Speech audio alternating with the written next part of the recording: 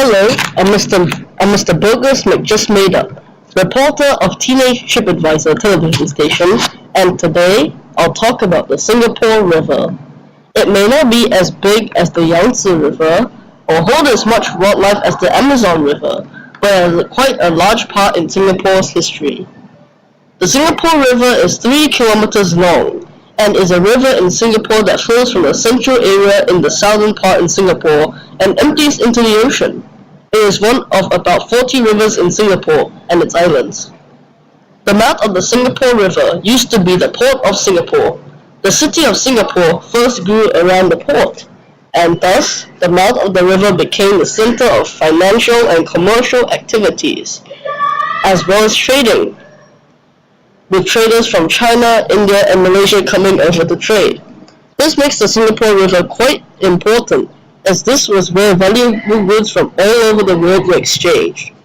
Now, its history, as well as the many sculptures around it, including a statue of Sir Stamford Raffles, attracts many tourists to Singapore.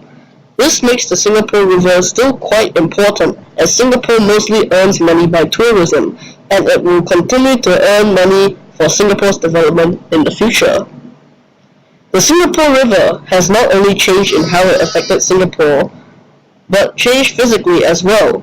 Because the amount of traders coming to Singapore, the river was often congested and polluted.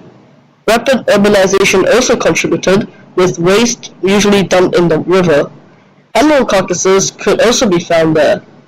The Singapore River was typically and sadly abused river, a dumping ground from the time that people settled along its banks. The growth of modern Singapore amplified that pollution to such an extent that the river was pitch black in many parts. Luckily, it was cleaned up in the 1970s, allowing more money earned by tourism today. Hopefully, with more knowledge on the Singapore River, you might consider visiting there, enjoying the sculptures and walk around. This is Bogus McJust Made Up, and I'll see you next time.